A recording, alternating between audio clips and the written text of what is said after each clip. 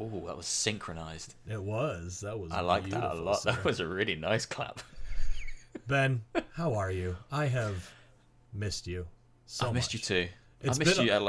It's been a long time. We haven't even really had that much interaction on Twitter or anything. You've been so busy and life has happened. Busy. Life is coming back into action. I'm going back to work. That's awesome. I'm going back to work in a week's time. So Shit. Normality will resume, which means obviously my content will slow up, but well, life gets in the way, you know. It does, life has man. to happen. I mean, that's why, and everybody, thank you for joining us again. That's why we haven't had an episode in a couple of weeks. There hasn't been any time. I was doing a whole project here at home, and we're busy bees. We're busy bees. However, look at these beards. Woo! I still have refrained from shaving. Boy. Good for and you. Good for you. It's getting really. I charged my my kind of electric razor with the intention of shaving. Oh, but I would have lost it. I imagine if I come on one day and it's just nothing, just clean shaven. I don't think we could do this anymore, then, man. Or just a big tash, just nothing but a big tash. I was playing with mine earlier today. I could damn near curl this thing. Can you curl it out now? It's the best bit about having one. I mean, I'd have to put some stuff in it. But I could. You could do it. You could have like a proper like curly old timey. I mean, Halloween's coming up. We'll see what happens for a Halloween episode. But hey, we're here. Even though life is busy, we are here and we're doing back. an episode. So. We finally got an opportunity to. We had to delay last week 3 times, then had to cancel it, and that's fine. Things happen. Which wasn't a big deal to me. I was just chilling, playing Avengers, so it was cool.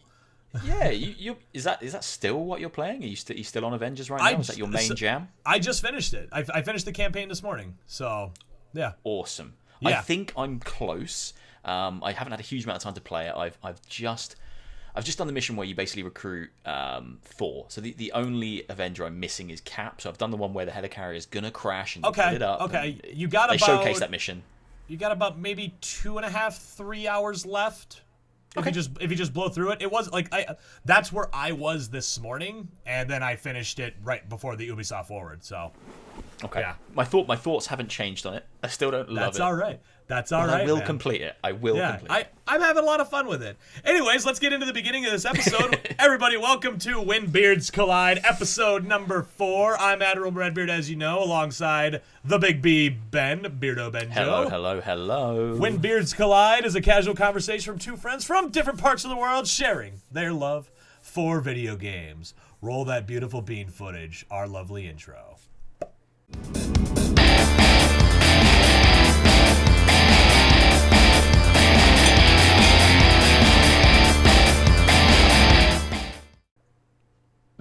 Bean footage? What's bean footage? I don't know, man. It's just something I guess we say here in America. Don't ask me questions. My brain's not working footage. Today. I haven't had like any alcohol yet today. I should have poured something. You should have poured something, man. I'm out. I have nothing here in my house. It sucks. I have a bar of chocolate next to me, which is a rare treat. I don't usually eat anything when we do this, but I've got a little. That's all right. I'm just drinking water, so little treat here if I fancy a bit of chocolate. when we get stuck into this, maybe I need to calm myself down with a piece of chocolate. If I get right? Yeah. No shit. Anyway, guys, on this week's episode, we're gonna start with a little housekeeping. I think only I really have something to say about this. This is going to be the last episode that I post on the Rhino Vision channel. Moving forward, you'll still get it on iTunes and Spotify. That's all still there. And Ben is going to probably still keep putting it up on the Beardo Benjo channel. So if you've been watching on Rhino Vision, go subscribe to him. Our content we're not really doing anything right now. And it's just, I don't feel like loading it up there every single time we do one. So for the time being, just head on over to that channel. Subscribe to Ben. Completely fair. Because Ben, I'll be uploading them until the end of time. Until we're old and grey, so it's absolutely fine. And that's just for now. I mean, if we get back into making like actual content and such, you might see an episode here or there. But Rhino Vision's not really. I'll just be honest, everybody out there, whoever is listening on my page, it's not really a thing much more. So it is what it is. We cycle back around to it. We started on it. Life, man. Yeah. Gets in the way. Life happens. And it has been. That's another reason why we haven't had an episode in a while. And we will do these as much as we can. Ben's over there in the UK. I'm here in the United States. And It's we'll tough. make it work. At the very least, we get out one a month, and I'm happy with that. And we'll be able to do that. I think we can do that. Anyway, that's all I wanted to say about that, and then we'll get into the actual episode here. Ben, even though we kind of talked on it a little bit, we're going to start the episode with, what are you playing? I'm actually playing a lot of things at the moment. Yeah. I'm very, very close to finishing Half-Life Alyx. I have one more chapter. Oh, nice. I'm kind of scared to get there because I'm enjoying it so much, and I've longed it out for weeks to be able to do it in chunks on my channel. And now the end is nigh, and I don't know what's going to kind of fill that gaping hole that it's going to leave once I've finished it. I think it's been very, very good. It's going to be one of those games, and you will have experienced this, one of them games where as soon as you finish playing them, you're like, fuck, what do I do now? Yeah, the lost feeling, just where do I go from here? Oh, I get what you mean, It's going to suck, but I'm playing that, and I'm saying I'm mopping up Avengers. I don't have a huge amount left to do on that. I wasn't massively enamored with Avengers, as I've already kind of spoken about, but I'll finish it. You know, I'm enjoying it enough to finish it. So yeah, that's kind of what I'm playing at the moment. That and Half-Life and Dog World Howling Simulator 2020. Oh, what is that? I watched what was the that bird thing, or that weird game that you put up yesterday. I can't remember the name of it. I watched your Let's Play on it last night. I put up weird things every day. Yeah, you do. Which one was it? Playing a really wonderful little game called Cloud Gardens. That's what it was. Cloud Gardens. Where you just basically make little nature dioramas across post-apocalyptic areas. Me and the wife were watching you play that last night. It was really just like chill. I almost fell asleep playing it. I fell asleep watching you. I was out. That's perfect. It's the intention of that video. It's just so relaxing to play. I don't think there's no stress. I'm not killing things. I just throw plants at cars and hope for the best. It's sometimes that's just the best, man. Sometimes that's all I want from a video game. Absolutely. I don't want to kill things. What are you playing? Sir? What are you playing right now? I'm playing a lot too, man. I've been jumping back and forth. I finished the Avengers campaign this morning. I am really enjoying it. I really think it's fun. It's probably I won't say the best Avengers game, but I mean Marvel Ultimate Alliance, stuff like that. But I've enjoyed every aspect of it so far. I will be jumping in this weekend with the multiplayer and probably playing with some of my friends. If you ever want to throw down, because we still haven't, we can. We still haven't. I've accepted your friend request though. Yes, you did. He finally did, everybody. He finally did. We're one step closer to actually playing video games together. Yeah, right. It's gonna happen. But I am enjoying it. You know, I'm not going to go into a full review of it, but I think it's fun. I'm a huge comic fan. I'm a huge comic nerd. I love everything about it. Hell, I finished my Marvel marathon before the game came out, and I've just been enjoying every second of it. I did start Alan Wake. Oh. I got 3 episodes into Alan Wake, as I mentioned last time at the end of the episode. Really liking that one. I plan on getting back to that soon. Good. Yeah. It's a damn fine game. It's really... I love the mechanics. I love the way it works. It's freaky.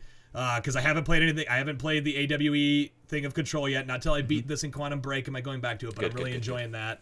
What else? What else was I playing? I'm going to beat Ghost of Tsushima tomorrow night. I plan on actually beating it. I'm on the last mission. I know where I'm at. I know it's probably only going to take me an hour, but I'm going to finish it. Nice. So that's, one day I'll finish that game. It's still so good. It's one of my favorite games I played all year. And then that's it's sublime, but I'll never finish it because it's just too long. Yeah. And my attention span is that of a goldfish. So it's never going to happen. Yeah. So that's kind of what I've been doing. Just a lot of back and forth, but it had not a lot of time for gaming recently, as we talked about. Life has been enough in our way. Life. Yeah. I mean, this is the first time I've even sat in front of my computer in like 3 weeks. So. Hey, that's just the way it is. You're doing all right, man. You managed to fit in some Avengers time, and that's what matters. Well, I got a 3-day weekend here, dude. So that's why, like, tomorrow I'm going all out, dude.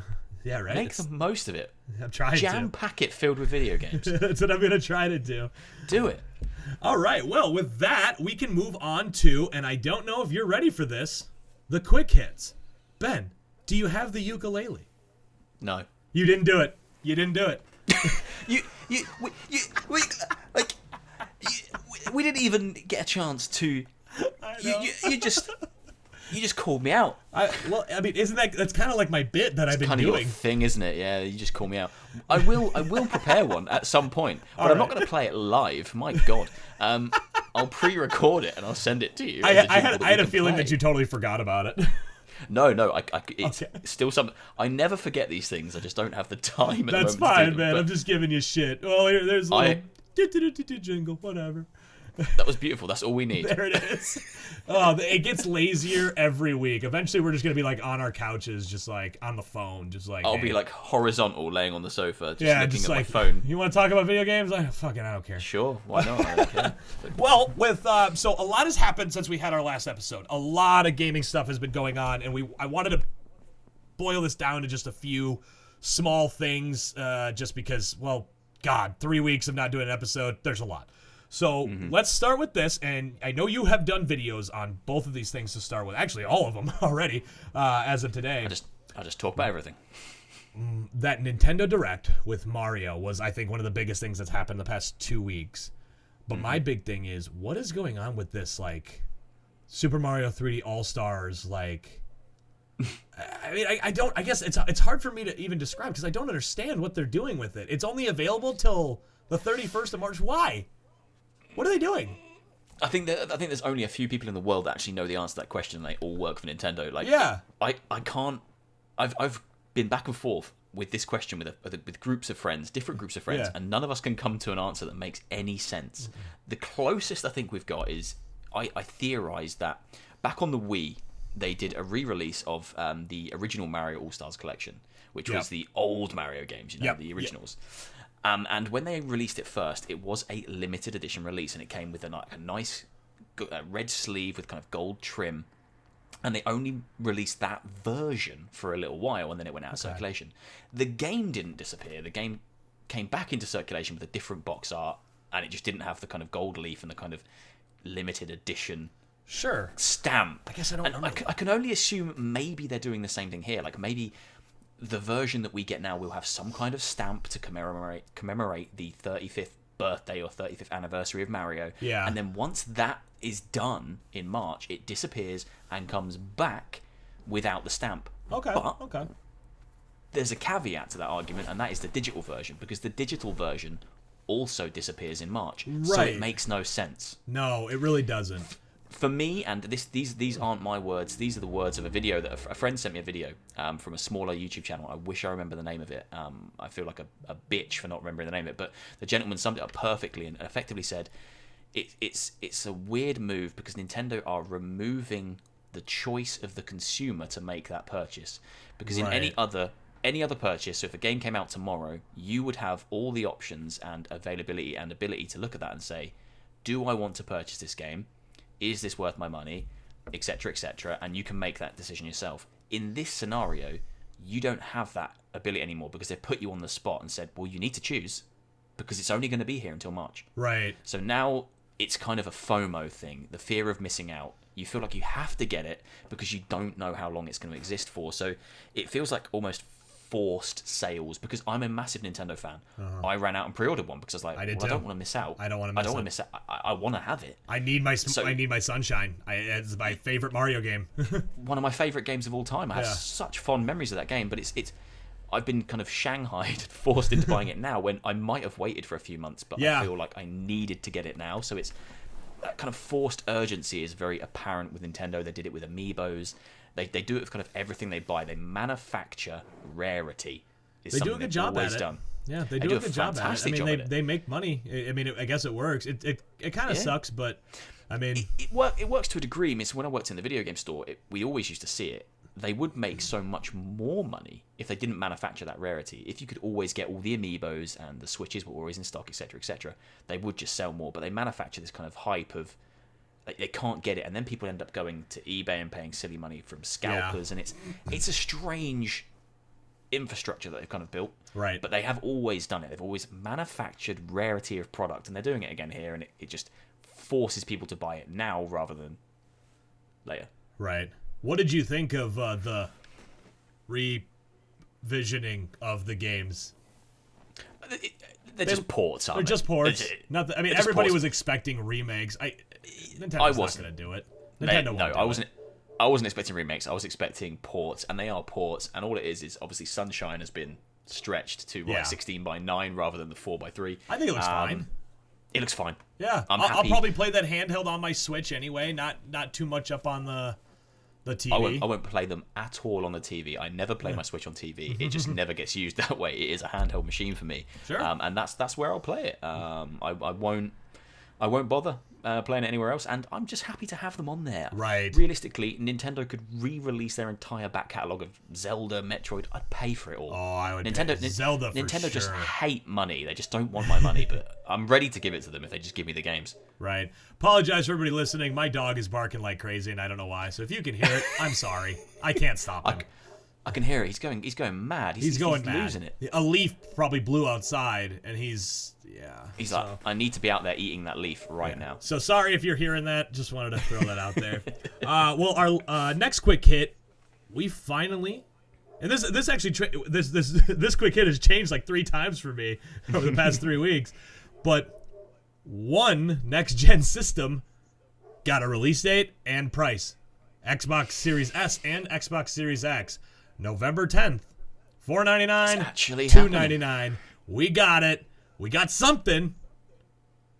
Not enough. I didn't watch your video react because I wanted to talk to you directly on it, because my initial thoughts are, once again, as we've talked next gen the previous episodes, I love Game Pass. I love what they're doing with all that. I still don't see the need to buy either of these systems. I don't I like what they're doing. I think it's a really good idea to try. Like, here's $300 for something that basically is the same thing, but just a little less powerful. Like, in terms of, I think, just graphically.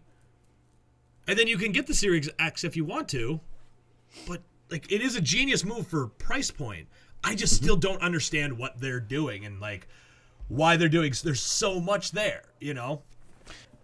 So, when Xbox obviously announced the S, my initial reaction was a little bit negative, and I kind of didn't understand who that was for, and it was just another next-gen console that wasn't as powerful as the PS5 or the X. So I didn't understand why they would create something that was a stepping stone and not kind of on par with everything that's coming out, because it's already kind of redundant in a market where there's better things. Right. But then I took a step back and I looked at it and I thought about it a bit more, and I looked at what their kind of messaging was, and I looked at their plans, and it actually makes an awful lot of sense, because there's a huge amount of people that probably currently just have original Xboxes or Xbox One S's, primarily children, and a lot of families as well that don't have 4K TVs. Many kids do have televisions in their rooms now, but they're not 4K. That's not, that for a lot of people that is still a massive luxury, and they are still quite expensive. 4K gaming is what they're really pushing with the PS5 and the Xbox One X. If you're not fussed about 4K, but you want higher frame rates, faster load times, ray tracing, a next-gen machine, but not 4K, then the S ticks all the boxes for you.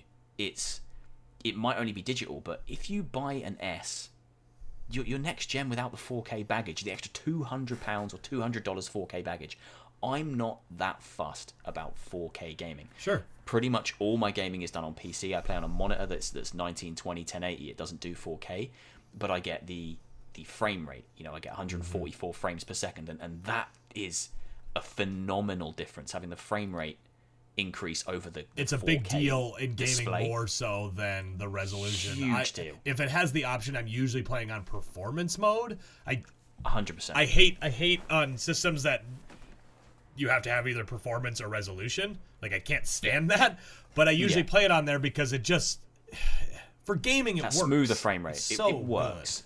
Good. It's so good.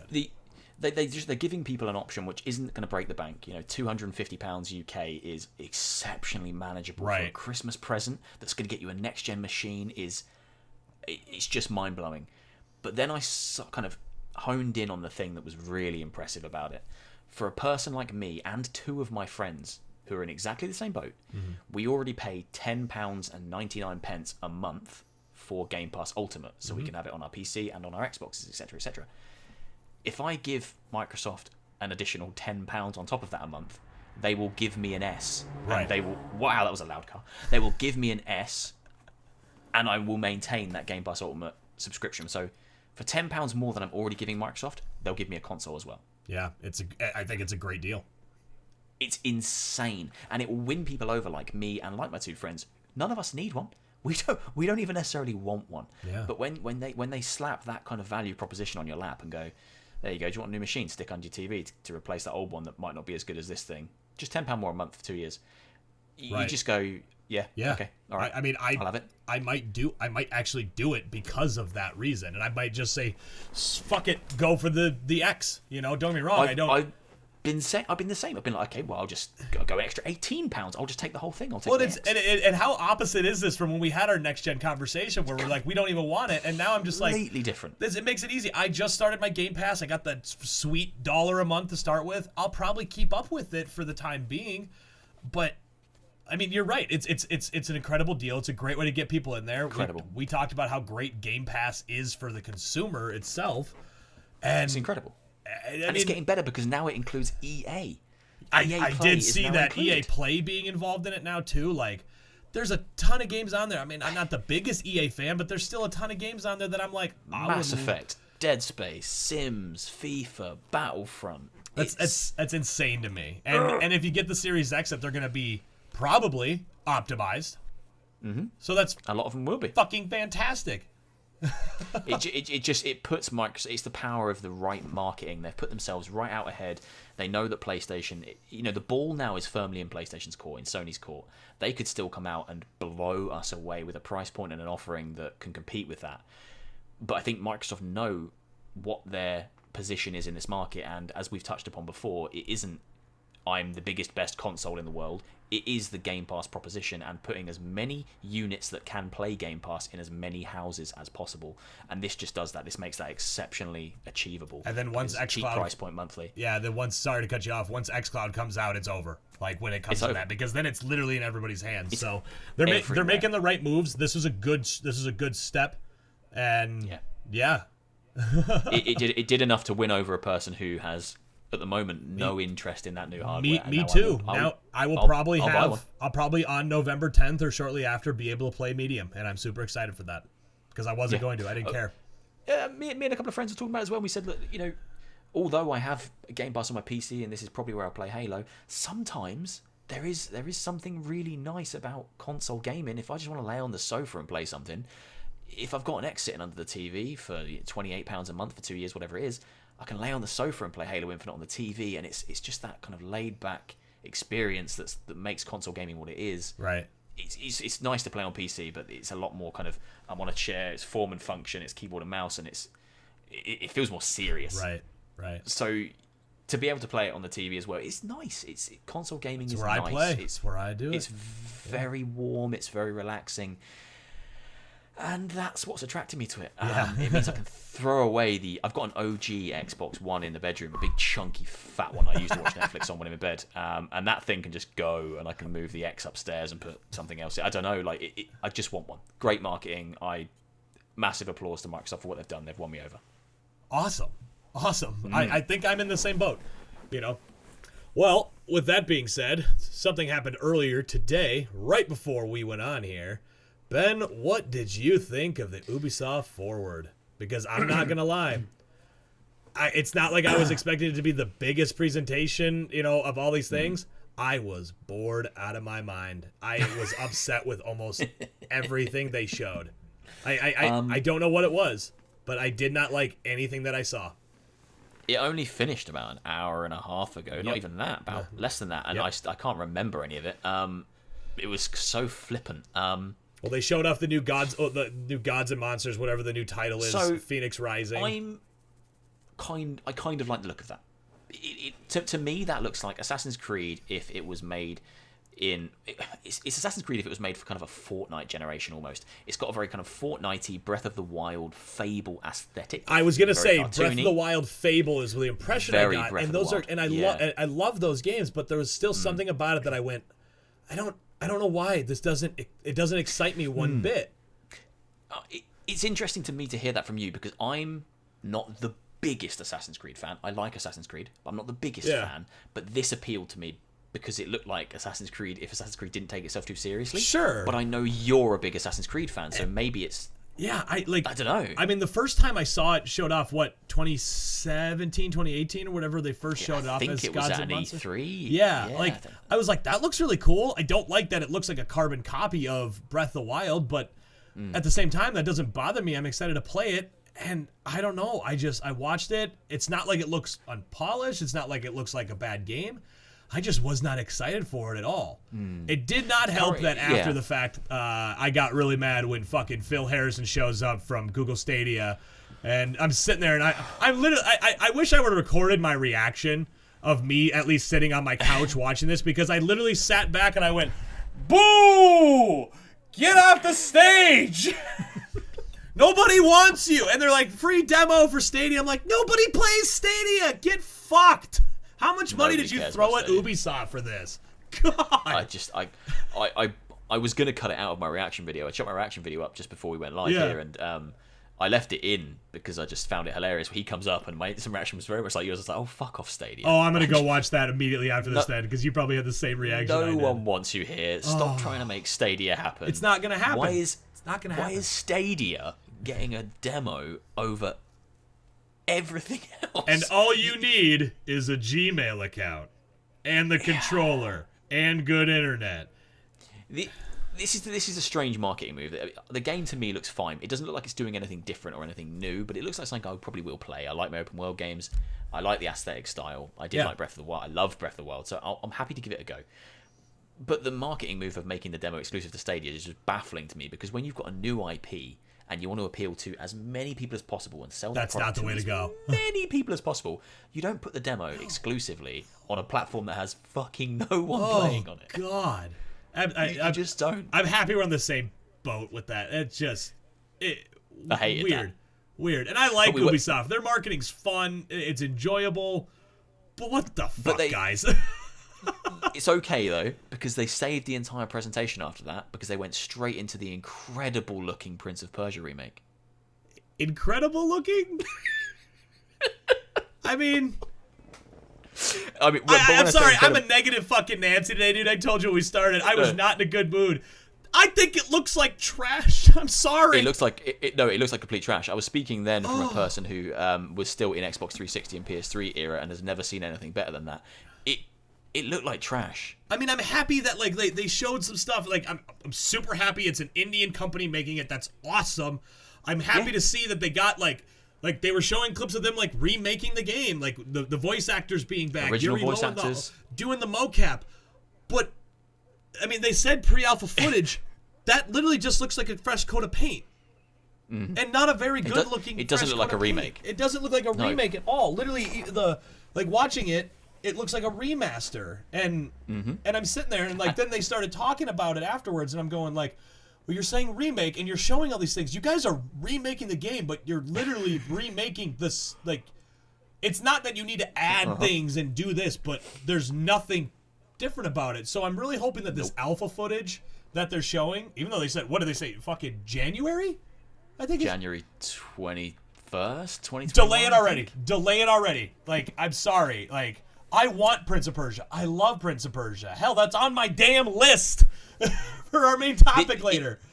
This isn't the way to bring back a franchise that's beloved by many and needs a revival, because it's almost DOA. It's almost dead on arrival, man. It's it did not look good. The graphics aren't everything, but it looked so unappealing. It did. Flat. It looked dated. It's dated before it comes. Go back and look at like Two Thrones, like the last Prince of Persia game of that trilogy, and how good that looked on the 360 and PS3. Yeah, looks better than this. It doesn't look good. And my reaction video went up, and I thought about it. I was like, was I too harsh in that? And I was even saying in the video, because I stopped myself, rewatched the trailer, and I was like, no, that looks like crap. Yeah, I didn't want to just come on here and bash it, but it's just I was not. When you messaged me this morning saying that was probably leaked, I was like, fuck yeah, and I saw the image on Twitter and I went, is that the original game? The image on Twitter was where I was like, wait, is that from the remake, or is that from the original? And then it showed game? up on the, like, when the presentation started and they started showing it, I was waiting for it to be like that's how I pictured the original game, and I was waiting for it to like and now, and then it was like, wait, What? Yeah, not a great way to reintroduce a franchise that people have been waiting for a long time. Yeah, and then the rest of the Ubisoft Forward, I mean, there wasn't really a whole lot there. Like, they showed us Watch Dogs Legion again. I'm already sold on it. They've showed pretty much everything. But Aiden Pierce is back. I mean, that's cool. I didn't really give two fucks about Aiden Pierce in the first game, so I didn't like the first game. I am the only person in the entire world who liked Aiden Pierce. Oh, then let me change your card here real quick. Ben, Aiden Pierce lover. I fucking love Aiden Pierce. Literally, I've done like surveys. I've been outside my house with clipboard asking people. There is no one else in the world that liked Aiden Pierce in the first game, but I actually liked how fucking moody and just down. I mean, that's great. I was actually excited to see that, but the biggest problem I have in a lot of games that do this, and I mean, not a lot of games, every game that does this. Here's a game we haven't released yet, and here's the first part of our DLC season pass, and it's like. Yeah, that immediately killed the excitement for me. I was like, oh shit, Aiden Pierce is in it. And then he's like, and this will be the first part of our post-launch content in terms of a season pass. And I was just like, oh, for fuck. This is why people get so upset about people saying that games aren't completed. Because, like, here's content. Why isn't it in the main game? I defend a lot of games for doing this. Yeah. You know, but Ubisoft, they do this so often. It's like, you know, that's post-launch stuff that you announce. Yeah. Not now. That's post-launch stuff. You show that now, then the expectation is that it's being worked on. You're showing us gameplay. I'm seeing Aiden Pierce. It looks done to me. The Watch Dogs Legion has looked the same for 3 years. It's a completely different conversation for a completely different time. We can do that another time. Companies that create content specifically to almost cut it out of the main game. Yeah. And actually, I'll cycle back around to this when we get to our bulk of our conversation later today. Okay. Well, then the last thing that I think I really wanted to bring up, two things about the Ubisoft Forward. We got no Far Cry 6. We got nothing on it, which is really disappointing. So really disappointing. It's a big flagship game, not a word. Isn't it February next year? I think so. I can look that up really quick, but I think that's when it was announced. Let me see. Well, that's why I was completely expecting it tonight, because I'm certain I saw a release date of February. February 18th, 2021 is what they're saying right now. So yeah, and I mean, yeah, they said at the end once again, like, there's another one coming, but it's like, all right, but I don't know. It's weird to me because traditionally Far Cry gets announced at E3. Which obviously is usually June, July, and I appreciate this year has been difficult for all different companies because of COVID and everything that's happened, but traditionally they would announce Far Cry whenever it happens in July or June at E3, and they'd usually show gameplay, and then we'd get gameplay on the run-up to release, which usually falls around February, March. This time around, we got it announced quite late. I can't remember when it was. Might have still been June, July, actually. Yeah, I can't remember. I can't remember when it was, but we got no gameplay. We just got a cinematic trailer. Obviously, we know that Giancarlo Esposito is the big bad guy, but we still see no gameplay. Nothing. I've seen nothing, and we all know what Far Cry looks like. They're going to show gameplay. I was going to say, do you think that that's a Far Cry game? Yeah, I was gonna just going off on that. Are you worried that maybe they're not showing much because they're kind of like, man, it's a Far Cry game. What the fuck do you want? It doesn't look any different. It's just a reskin of Far Cry 5. Which, I mean, I expect. I want something new out of it. You know, I've enjoyed them all since 3, but I don't know what to expect. I don't know how late is too late to show gameplay when it's coming out in February, which is just 4 months away. It's crazy. That's 4 months away. Yeah. You know, we're rocketing through September. It's basically 4 months away at this point that we're going to be on the other side of Christmas. It's going to be 2021.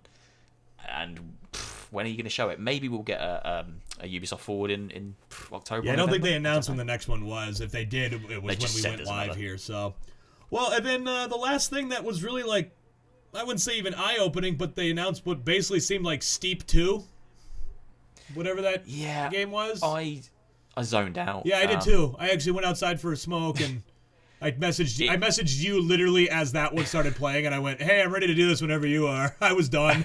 I was done.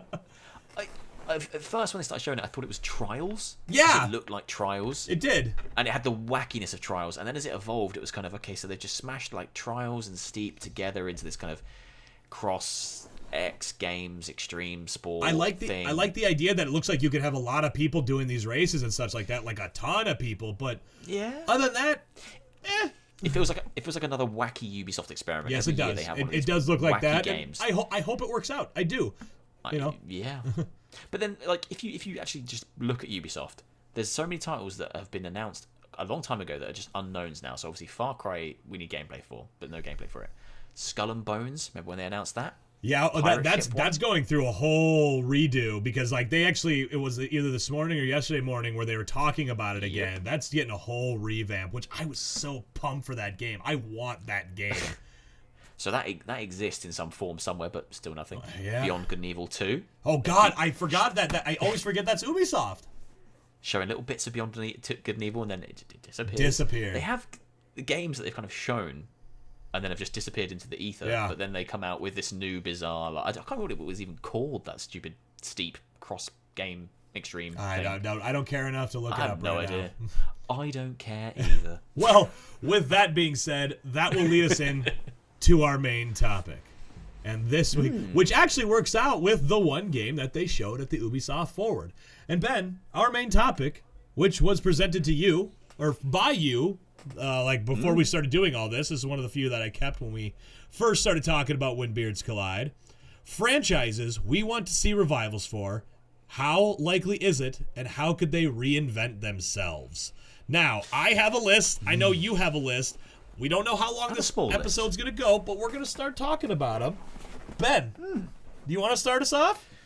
Shall I go first? You could go first. Let me pick one from my list. All right, you go right ahead. I got mine right here in front of me. And I have a feeling there's going to be at least two of them on here that I think we have the same. My list has a bit of a theme. Yeah. Matter of fact, before you say anything, I'm going to send you on our Discord chat here real quick my list, so that way we can kind of coordinate a little bit here. Okay. So you can. I'm excited to see what. Yeah, I'm gonna post that in there real quick, and then you can see. I think there's two of them in there. There's two. There are two in there. Perfect. Let's save those for the end then. We'll save them for the end. I'll kick things off with a game that I really, really want to see revived. I think at this point it's a cult classic. Okay. It doesn't really have that much of a following. In terms of likelihood, I'm going to go out there and say pretty likely. Ooh. I'm going out there and saying pretty likely based on the company that own it and the recent success they've had with remakes is Dino Crisis. Oh, did you ever play Dino Crisis? Yeah, I did. Oh my God! That one I thought about putting on my list as well, but I liked Dino Crisis. I wasn't not like Resident Evil, Capcom, big into it, because as you saw on my list, there's another one that I actually switched it out for. You did. I like if you rewound time and saw me as a child, I was always surrounded with dinosaur toys. I was obsessed with dinosaurs and Thomas the Tank Engine. Yeah, they were my two things. That was it for me. Totally. That was my childhood. Sounds like you. Looks like you. It looks like me. As I got older and then kind of fell in love with video games, Resident Evil was one of the first games that kind of really captured my love for video games. I played it way before I should have. I got I got a pirated. It was like a blank disc with Resident Evil Director's Cut written on it in marker pen. I got from a friend's older brother who had he was play this. Nice. And it was all a bit a bit seedy. Yeah, and it blew me away, and I just fell in love with kind of survival horror, and I can't remember exactly where it fell in the release schedule between kind of I don't know if it was after Resi 2 or etc. I think it was after Resident Evil 2. Because it was PS1, yeah. And then obviously they had some sequels. I only really had a huge amount of love for the original. The original one was Resident Evil with dinosaurs, and if there's any pitch for a game that excites me, there's no pitch for a game that excites me more than Resident Evil with dinosaurs. That's fair. That's fair. It's such an exciting concept, and it literally was that. It was fixed camera angles. It was survival horror. You needed to scavenge for ammo. You were being attacked by T-Rexes and Velociraptors. Oh yeah. I fucking loved it. The sequel was an action game. The second one was straight up, you just blowing things away, and it really lost a lot of the kind of survival horror. And then the third one, if I remember correctly, was an original Xbox exclusive, and it was in space on a spaceship with dinosaurs. Yes. And they were kind of a bit robotic. It was all kinds of fucked up. That sounds fucking awesome. Yeah. but the franchise kind of lost its way and changed massively. It sounds like fucking Jason X in the Friday the 13th franchise. I love it. Don't get me started on Jason X. That's a different conversation, but fuck me, that film's amazing. But yeah, no, it went places that people would never have expected it to go from its humble beginnings. Yeah. And honestly, like if you look at the Resi 2 remake, the Resi 3 remake, and even the kind of Resi 1 upscaled, upskinned, beautiful looking kind of version they've got recently, I would just take a remake. And I think I put it down as quite likely, because although they've done nothing with it for years and years and years, that it still sits with Capcom. Capcom love a good remake, and I do think there is a excited but small bunch of people out there that would love a Dino Crisis game. And there's Ark has kind of made dinosaurs kind of popular again, I guess, in game format. There's a few dinosaur games coming out this year. I think one's called Second Extinction. Which looks very cool. So, there's a bit of a resurgence of dinosaur games and a resurgence of dinosaurs. That there's still a new Jurassic World film to come out next year, I think. There's a gap for it. It doesn't need to be a new game. It doesn't need to be Dino Crisis 4. Just remake one of the other ones in the style and engine of the new Resi games. Fuck me, it would be amazing. I would give my left arm for that game, and then I wouldn't be able to play it because I'd be missing my left arm. So that's how much I want that game. And that leads me into my pick that I switched out for Dino Crisis, which is Turok. I fucking love Turok. All my friends hate that game. Every person I talk to are just like, it's a piece of shit. I got Turok 64 sitting over there somewhere. Listen, this is unlikely. This one is definitely unlikely. When Second Extinction was announced, I thought it was Turok. And my friends went, no one's gonna fucking make Turok again. And I went, I'll hold up hope. I don't know how they'd reinvent themselves. I don't know what would be different about it. I would be fine with them just giving it a fuclike fresh coat of paint, putting it on the Switch, and moving on with their lives. That's all I'm gonna say about Turok. Who even owns the rights to Turok right now? I don't know, man. A couple years back, me and my old roommate, we just made this joke one time, and we're sitting around. We went to GameStop out here, and we just went to buy some games.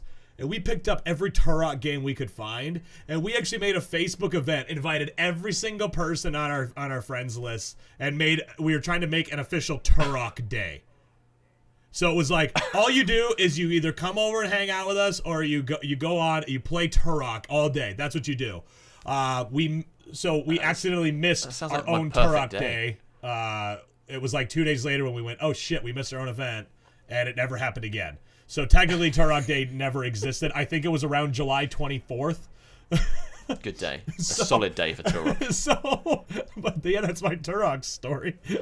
I have a Turok memory. I like dinosaurs. I like them very much. So Turok was always kind of really special to me. I played it on the N64, kind of Turok 2, Seeds of Evil, I think it was called. It came in the N64 version was like cool because it was like a black cartridge, and they were always grey, but that one was black. And it was really, really cool, and it had dinosaurs in it, so I was all about that. But I remember when I got my GameCube, right? Got my GameCube, and I was living the high life because the GameCube was like, whoa, it was the future, like still one of my favorite systems. Definitely, the games looked like nothing I've ever even imagined they would ever look like. I was like, oh my, this is it. I'm living in the future. And I remember the first time I saw the trailer for the Turok game that came out on the GameCube, and I can't remember what it's called. I think it was called Turok Evolution. That sounds right. Yeah. And I remember the trailer. Oh god, I remember watching the trailer for the first time, and it blew me away because it was the first game I saw where he looked down the sniper and like he took a shot, and then there was like a whole proper good reloading animation. Oh yeah. Oh no, I do remember this trailer now. Yes. And if you shot like the trees would fall down. And I was like, oh my god, this is it, and it blew me away. And I remember playing it and being like, wow, whoa. And it's one of them games that for some reason I never revisited. I played it in that moment of time, and I never revisited it. So still now, in my brain, it's this immaculate, amazing thing. But recently, I sought out that trailer. Did you? Did you find it? I found like a 320p, probably not even that version of it exists. You'll have to send me the YouTube. link. Oh my god, it is pure garbage. And like, it's so weird that your brain can do that. We Like, should it's just do a aged. whole episode where we react to old trailers like that together. We'll come up on here. There's no podcasting. It's just us reacting to old trailers. We just look at old trailers. I just honestly, in my head, if I play it in my head now, it looks incredible. Right. Like it still looks perfect. But then if you go watch trailer, I'm like, oh my god, it's one of them franchises that I don't know. It could be great if they went really tongue in cheek and almost went kind of Duke Nukem-y. Because it's so silly. Anyway, Oh yeah, I mean that's blowing the only dinosaurs way away that with I can RPGs. imagine them doing it. Yeah, kind of like a Bullet Storm or like a Duke Nukem. Oh, There's ways it could be. Even if they went full on Doom with it, you know, and went blisteringly quick, heavy metal. I guess that's like, kind of what that new game does kind of look like. It does A little bit, yeah. Well, maybe Ben, I still think it's very unlikely. Maybe July 24th, 2021. 2021. Turok Day. New Turok. Me and you will play Turok Extinction on the GameCube. We'll play it. We can't play it online. That was way ahead of the time. We'll figure it out. I'll just watch you play or something from here. We could just sync up a playthrough. It'll be the first time we ever actually play video games together. Oh wow! And we'll be playing the best game of all, Turok Evolution. Everybody get ready. 2021 Turok Day. Fuck E3. Fuck everything else. Turok Day. July 24th, 2021. It's coming your way. You can get Turok 1 and 2 on the Switch now, so there's no excuse for people to not own Turok. I think we have a title for the episode now. Turok Day. Turok Day is coming. Oh my god, that's totally the name of the episode. If I've ever seen a clickbaity title in my life, it's one that I would totally click on. Turok Day. All right, well July 24th.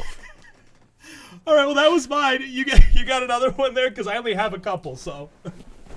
Yeah, I won't take the other. Like I said, those two that I think we both have. Let's save those both for the last ones here because that's. All right, we'll save them to the end. It's not going to be that much of a surprise coming from us people. I think you already have figured out what they are. Yeah, no. Next one is technically actually already happening. Okay. But kind of not. So I crave, so there's a theme, all my games are horror games are on this list. Yeah. I crave a new Left 4 Dead game. I need it. Yeah? I need it. Okay.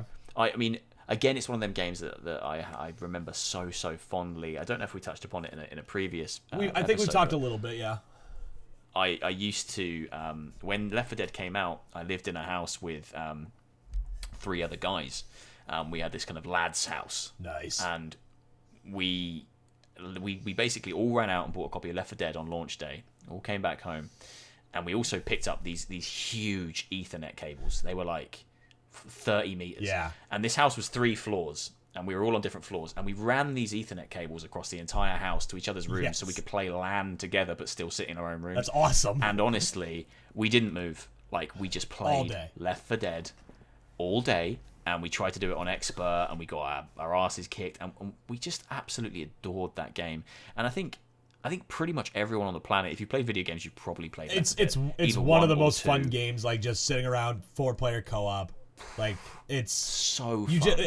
I've done the same thing, not nearly as in depth like that, but I mean just hours on end on playing it. It's so much fun. I would love to see would you want to see a Left 4 Dead 3 or an actual like remake of it? Because I mean I don't think Valve's gonna do either, but that's Valve. Well, this is why I say there's actually something already happening, and I think it is Turtle Rock, which is the studio that made the original two. They are making another game, and it's called, I think, you might have to sense check me on this, Back 4 Blood. Back 4 Blood. I'm pretty sure it's called Back 4 Blood. Okay. And it's the number 4, so much like Left 4 Dead. I'm pretty sure it's called Back 4 Blood. But it's, again, like a zombie survival game from what they've shown. And it's only really screenshots at the moment. So it's almost like they are doing Left 4 Dead 3. I totally missed this. Yeah. But they're not calling it Left 4 Dead 3. But the I'm just looking at the picture here real quick for it. I mean, that is the font and everything. Like that. Mm-hmm. Yeah.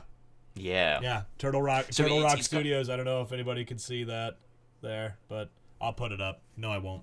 Thanks. No, you won't. That's extra editing. That's insane.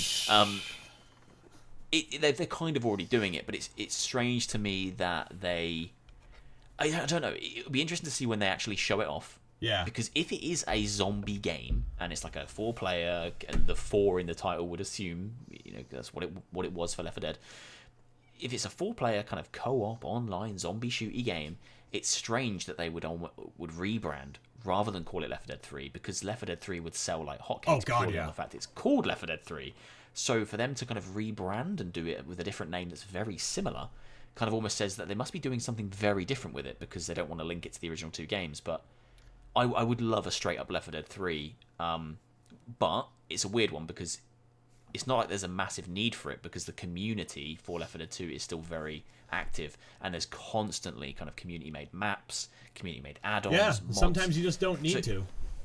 You can play Left 4 Dead 2 for the rest of your life, and you're going to see new things. So as much as I'd like a new one with kind of levels and creations that are made by devs, I won't cry if I never get it. Sure. But that game just means a lot to me.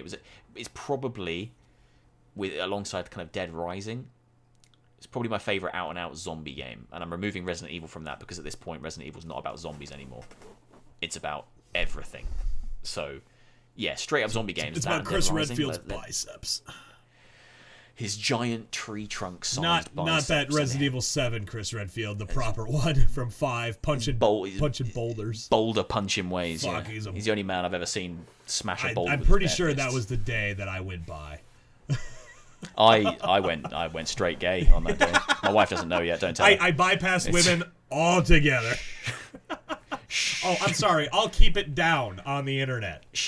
Yes, she can't hear you. I see what you've done there. Very clever. I like it. Hold on, let me send a tweet out. Throw us another game. All right, I'll throw you another game here. This one definitely goes all the way. I mean, way back to my childhood. Jak and Daxter, man. I had a really hard time making this list because a lot of the franchises that I still play today, like they've been continuing. I've gotten remakes, Resident Evil, Final Fantasy, some of my favorite things. Jak and Daxter was the first game I ever bought myself. Like, my dad obviously bought me the systems, but it was with my own money. Precursor Legacy? Yeah. And I don't want like a remake of Precursor Legacy, because I don't think that type of 3D platforming is for me these days, but I would love to actually see them continue what I know that there was the Jak like Final Frontier game. I never played that one because it kind of was in between the PS2 and the PS3 when they came out. But I would love to see a continuation of that franchise, especially, I mean, whether it was Naughty Dog or not. Just the story actually gripped me back in the day. I remember playing Jak 2 like crazy, and I was just blown away because I'm like, I just thought they improved everything by maintaining the same type of stuff that they had, the goofiness, the just overall feel of the platforming. They added the weapons, which I was fine with. Dark Jak was awesome. It was like the first time you got to see a type of alignment scale. I mean, not really like a scale, but like you got to different perspectives. And then Jak 3, I swear, when I was a kid, I swear Jak 3 came out like 2 months later. I know that wasn't the case, but it felt like it. Bang. And I went and rented at the video store Jak 3 before I'd beaten Jak 2 because I was just like, okay, I don't know what I'm doing. And I started playing Jak 3, and I loved it even more than the second one. And I started, like, poking at the story and, like, wait a minute. Like, I was calling things. I was like, wait, so that kid in Jak 2 and this guy, that's Jak's dad. That's got to be Jak's dad. So wait, if that's Jak's dad, he's talking about a kid in the city, and that means that must be Jak. So I went back and I beat Jak 2, and I went, fucking got it! I beat both of the games, and I went, I fucking called it. I love this franchise. I couldn't believe it. It was mind-blowing to me. I would place Jak and Daxter in terms of like likelihood, like really fucking high, because although it's been ages and everyone's sitting here going, okay, you're giving the love to Ratchet and Clank. That was my next point. God of War's back. Yep. Why no? Yeah. They even redid Medieval. They did. For they PS4. did. Yep. Sony are quite nostalgic as a company, I think, and they're very kind of protective of their franchise. Ooh, the dog's back.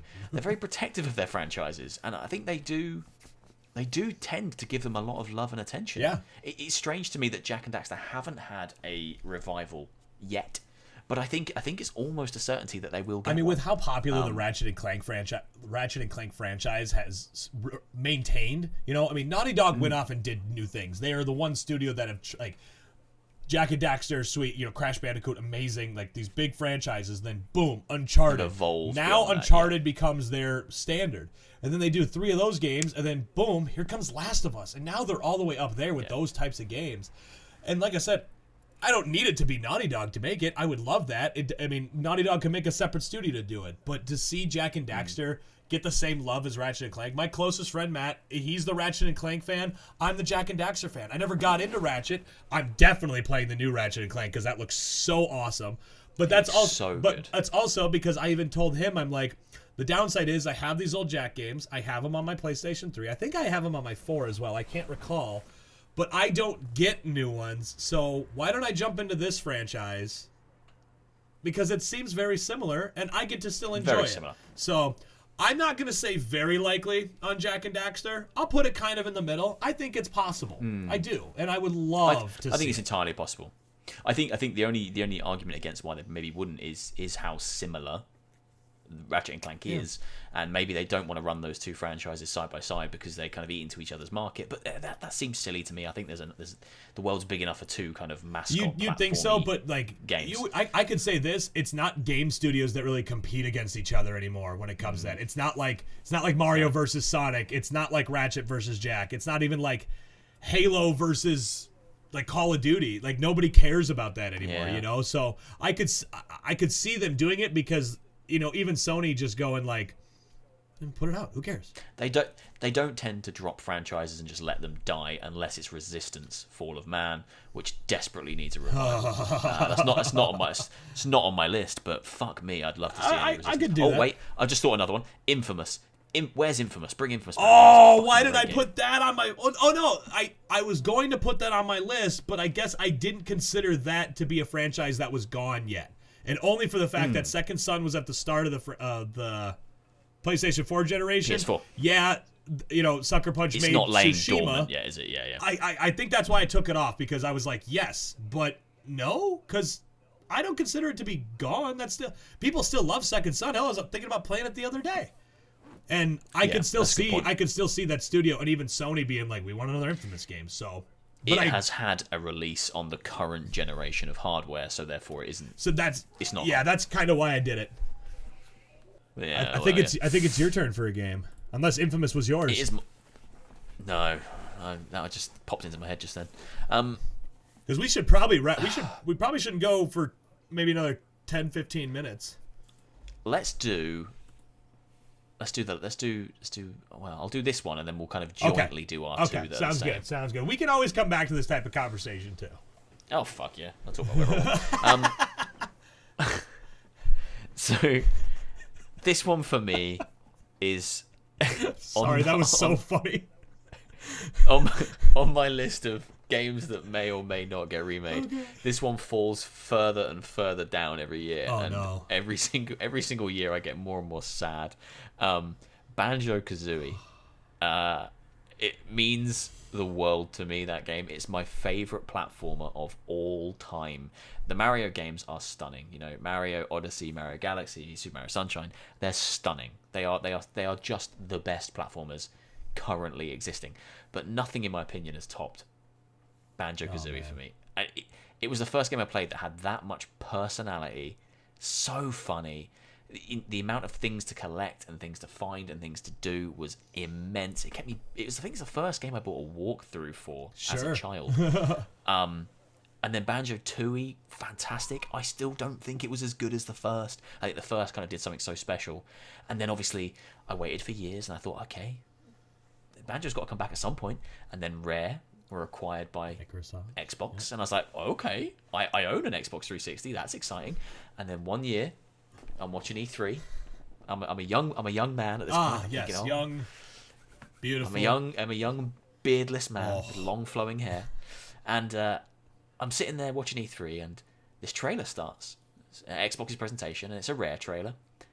And immediately I'm like, oh my fucking god, it's Banjo.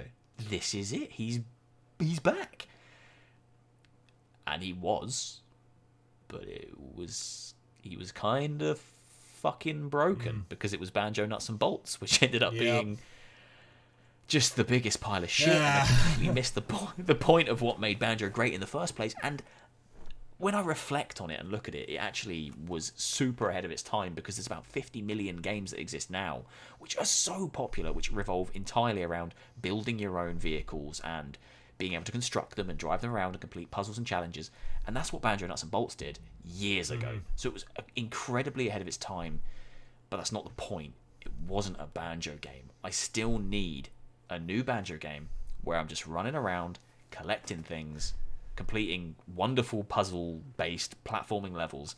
I just want a new Banjo, because it feels like Rare have been, ever since they parted ways with Nintendo, they've been so underutilized at Microsoft. Oh, yeah. I mean they've pretty much just become almost non-existent.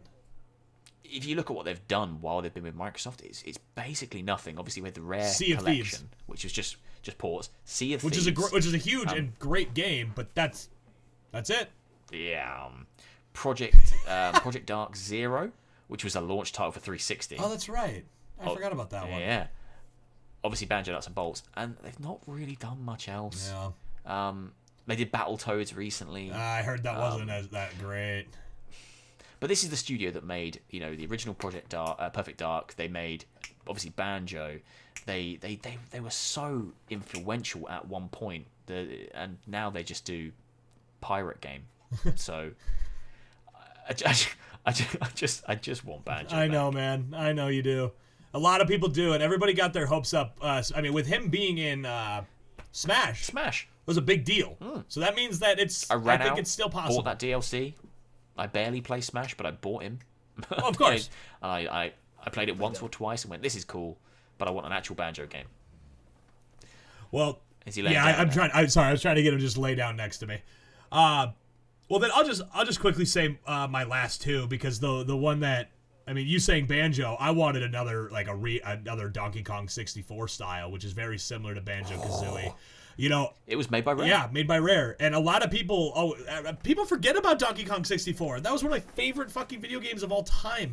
I loved that game. Came out right at the end of the. It did, because you had to get that damn expansion pack thing so it could run it properly, which I still think is bullshit, but. Majora's Mask needed that as well. I remember I got Majora's Mask for Christmas one year, and then my mum and dad didn't get me the expansion pack, and then I couldn't play. So I got Majora's Mask for Christmas. Oh, this is the best day ever, and then I couldn't play the fucking thing. And the expansion packs were sold out for months. But yeah, I've always wanted them to do another 3D style Donkey Kong game. Like, I know Tropical Freeze has been great. I know that I can't really name a whole lot of them off the top of my head, because I know that franchise is more 2D platformer still, but the 3D Donkey Kong was so good, and I would love to see them bring that back. My last one that I had before we go into our shared ones was Legend of Dragoon. I never played I know that you're not big on the old JRPG Final Fantasy style games. I love those things, and Legend of Dragoon. Legend of Dragoon is the big, this game was.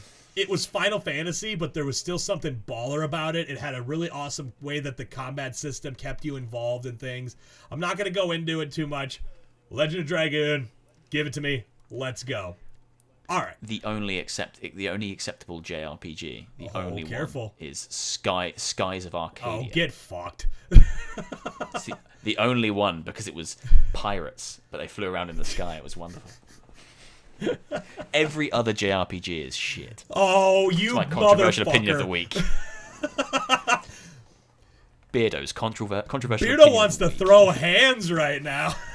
This is that JRPGs are long-winded shit. Oh man, I love them to death. They're my favorite. All right, I've never been. Which one of these two do you want to start with? I will take Dead Space. Dead Space. Please, God, dog.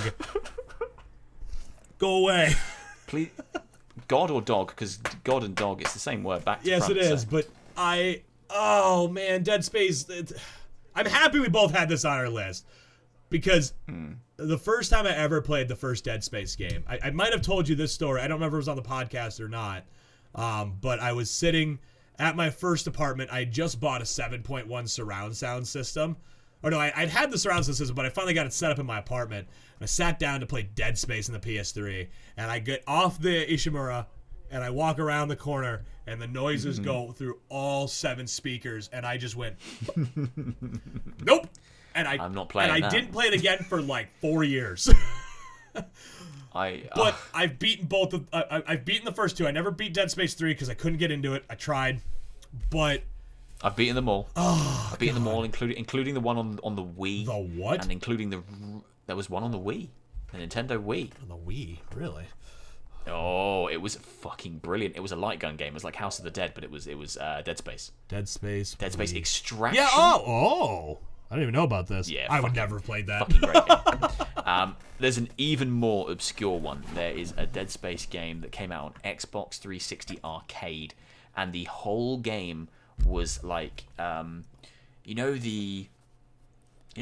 hacking mechanic from BioShock, where you have to line up the pipes. Yeah. The whole game was really? that. Oh, cool. The whole game was that interspersed with animated cutscenes. I've played everything Dead Space. My anecdote for Dead Space was, I worked at Game Retail when Dead Space came out, and I worked the midnight launch for the game, but it wasn't a midnight launch for Dead Space. It was there was a lot of stuff coming out on that night. Saints Row 2, I believe, launched on the same day, and FIFA launched on the same day. So here in the UK, FIFA is it's fucking massive. People like football over here. Yes, they do. I'm not sure why. It's again crap. Here's my controversial opinion number 2. Fuck JRPGs and soccer. Fuck JRPGs and soccer. So I'm sitting there queuing up because I don't think I was actually working. I worked for the business, but I think I was on a night off. I went to get it. I went to buy Dead Space. I was the only person at the midnight launch who bought Dead Space. My manager took the piss out of me. I'm like, why are you buying this? Like, Saints Row 2's out. FIFA's out. This is out. And I'm like, I'm not interested in any of that crap. Like, I want Dead Space. I picked it up at midnight, went home and played it, and immediately fell in love. I still, to this day, now this is actually a controversial opinion, I still, to this day, think Dead Space 1 and Dead Space 2 are better than Resident Evil 4. And Resident Evil 4 obviously created them, because if it wasn't for Resident Evil 4, games like Dead Space probably wouldn't be around. But I think they everything that Resident Evil put into place. I mean, they took it to another level, and they were scarier. That's I'm not going to disagree with you in any way because of how much longer they came out after Resident Evil 4. Because you're right. Yeah. I mean, the things that they put into Resident Evil 4 kind of changed the way the horror genre went anyway, and they perfected it. I wouldn't put them on the same page. That's how I would do it. I wouldn't want to stack those two up next to each other. That's just, I just like pitting things. I mean, I had a rough day. I felt all shitty. You're coming out with all the quips and just like making me feel like a piece of garbage today. I love it. That's I call you out one time in the beginning of the episode, and you're just like, well, you're done, dude. So, I honestly do believe that. I think if it wasn't for Resident Evil 4, Dead Space wouldn't exist, because it's Resident Evil 4 in space, but it's a scarier, more tightly knit survival horror experience. And then number two is a fucking masterpiece. The best introduction sequence to Agreed. any game. Just fucking terrifying, and just all-out action immediately. 3, I completed it. In co-op, it was better because I kind of had the experience of playing with a friend, and I don't know if you played it in co-op. I played a little bit of co-op, and I just never got back around to it. I just didn't like it. There were some very cool things it did in co-op that I haven't seen in games since, whereby you would enter certain environments and one player would see things differently to the other.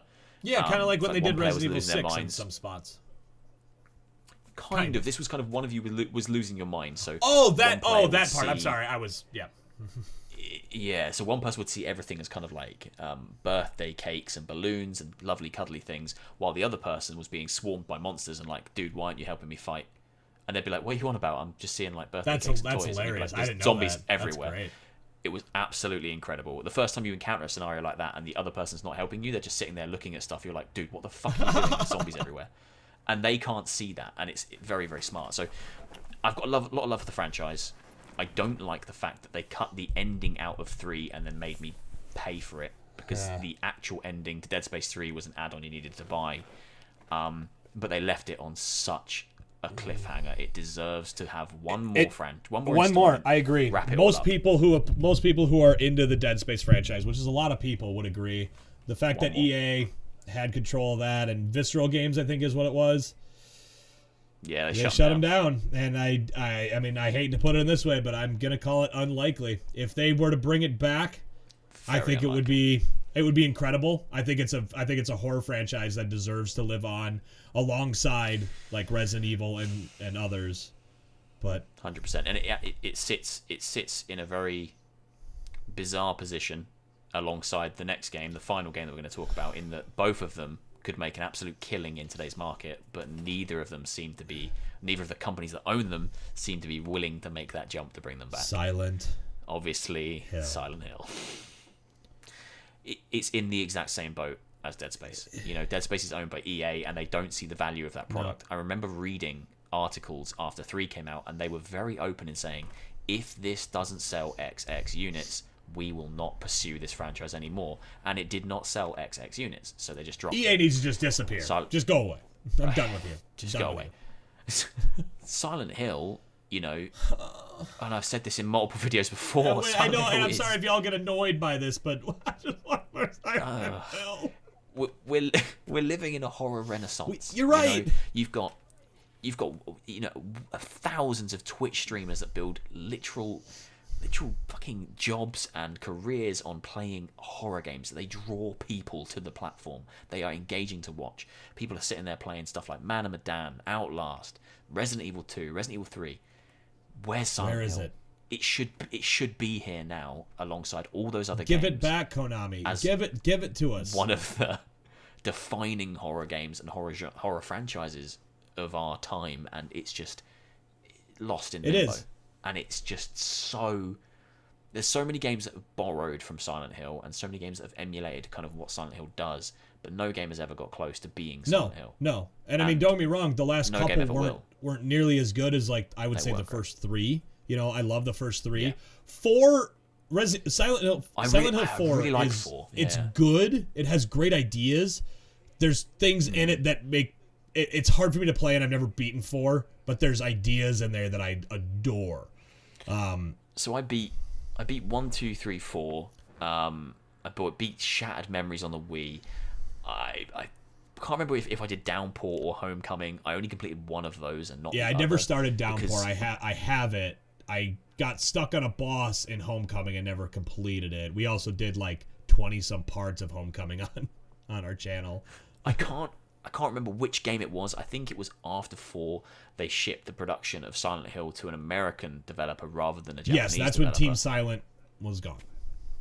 And the tone changed. Altogether. And they didn't understand the thematic element of Silent Hill, whereby the monsters aren't just monsters for the sake of monsters. They're kind of interpretations of the character's darkest fears and darkest secrets. And the town itself is meant to be an embodiment of the individual person who's going into the town's, again, deepest, darkest fears. It's meant to show you what they're scared of, hence why James in Silent Hill 2 was seeing a lot of kind of sexually frustrated monsters, and kind of the nurses, Pyramid Head is kind of a sexually powerful creature, and he sees it as the game was incredible and very deep, and then it became just kind of another monster fest. It did, and I'm actually going to say that I still think it's likely. You know, I mean, we've been waiting for so long, especially ever since PT, Silent Hills, canceled, everything. I mean, this still gets talked about on the internet. Unlike any type of podcast that you listen to or gaming thing, everybody still talks about it. It's still,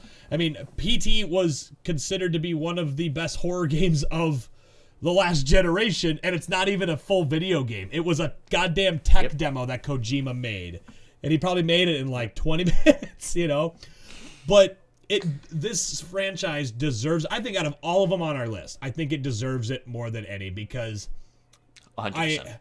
I mean, we said it after the Xbox, whenever we did our next gen one, that how disappointed we were once again that Silent Hill wasn't announced. These rumors have been circulating more and more for the past year now. They're working on something. Something is coming. What is it? Who fucking knows? Did they actually let Kojima do it? Because he's supposedly working on a horror game. I doubt that's the case because I don't think that would be it. But they're working on something, and how are we gonna get it? I mean, just like sell the goddamn thing, give it to Sony, give it to Microsoft, give it to Ubisoft. I don't fucking care. Give the rights away. Allow in the contract for you to still use the likeness and everything for your goddamn pachinko machines. And let's move on. It's I think it's more likely now than ever because obviously they licensed out the Pyramid Head and Cheryl to Dead by Daylight. Dead by Daylight. That's it. Like so we were saying with Banjo and Smash, there's hope that they're willing to do stuff like that. So that means that there's a chance. They still see the value in that properties, and it's almost like they're doing market research by putting it into Dead by Daylight and going, well, let's see how it sells. And it sold good. Let's see how many people are interested in those characters. And it sold well because people fucking want a Silent Hill game. So give us a Silent Hill game, you stupid shits. I mean, I could talk about it all day. I mean, I love that franchise. I love the fucking movies. I don't care if people don't think they're good. I love those movies. I think they're fantastic. The first movie was fantastic. The second movie, I mean, it's not good. I still love it. It had a young Jon Snow in it, which was strange. I ran out, and this is my last thing I'll say, and then we'll wrap up. I actually ran out. I didn't run anywhere. I'm a huge liar. I sat on this chair and did it on eBay. I bought a original Xbox Crystal from eBay because I had this powerful urge recently to play a Silent Hill game, and I found an auction. Guy was selling his original Crystal with controller and everything with 37 games, and I managed to get it at a really good price, and it included Silent Hill 2 and Silent Hill 4 along with Time Splitters 2, Time Splitters Future Perfect, Fable, Jade Empire. Like it is like the definitive Xbox collection. But I did that because I just want to play a Silent Hill game, and dude, that's me, dope. if they released a new one tomorrow, I'd go and sell some blood. If I didn't have any money, like I'd find a way to buy it. Like I'd just give us. When the remakes came out on like the PlayStation 3, I bought 2 and 3. I got that. Played through them, loved them. And then 3 Christmases later, a friend of mine, we do like a White Elephant Secret Santa with all of our friends every single year, and the one that we got was the original discs of Silent Hill 2 and 3. They gave me the original discs, so I have the PlayStation 1 Silent Hill. I got them all, and I love it. There's some of my favorite games that I'll just plug in once in a while. When you get that Crystal, you better do a goddamn Let's Play on Silent Hill 2. Dude, I've got it set up. It's here. You already have it? I haven't. I've got it. Can I see it? Oh yes.